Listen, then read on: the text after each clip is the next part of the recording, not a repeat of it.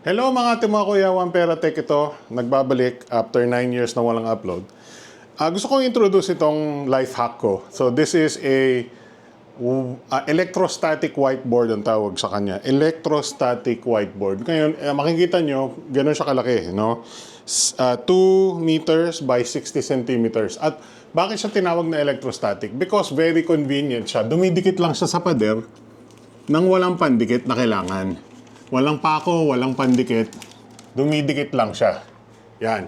So, electrostatic kasi. No? Meron siyang static charge. Ang material na ito, pagkakaalam ko, is called electrostatic polymer ata.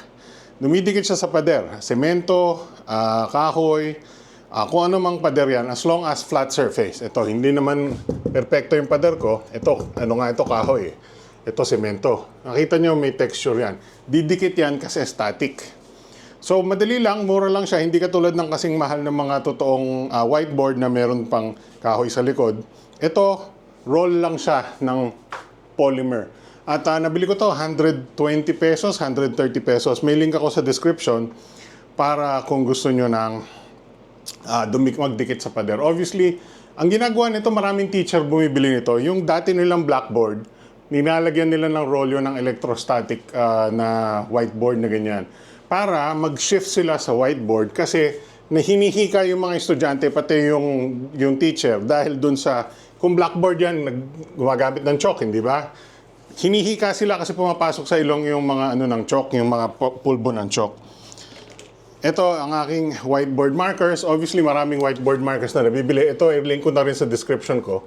Mura lang ito, 50 pesos ko nabili yung set na yan, pati yung pamburano, yung eraser. So yan, para makatulong sa inyong pag-organize ng buhay at ang schedule at ang to-do list nyo at yung mga pag-solve ng mga puzzles, maturo ng mga bata, kung mahilig mag-drawing yung bata sa pader, these are very helpful. Yan, electrostatic whiteboard, link sa description, pati yung aking marker set at yung eraser.